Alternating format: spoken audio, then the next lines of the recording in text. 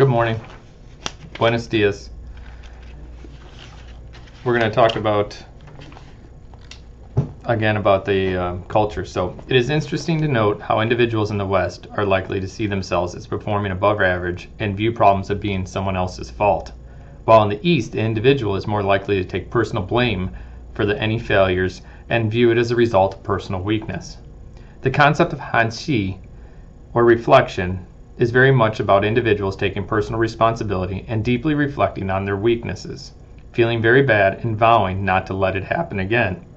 As we saw in the United States, Toyota has worked to build a culture of praise and more occasional criticism, and even set a standard of 4-to-1 between positive and negative feedback.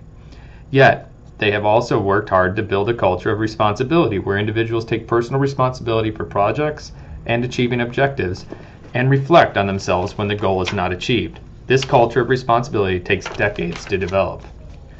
The challenge to Toyota, and certainly to Western companies seeking to learn from Toyota, is how to take the best of the East and integrate it with the best of the West.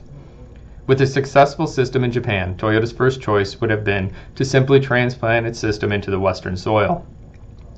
Who wouldn't want working in teams toward team goals, putting the team and the company first for the duration of their working careers?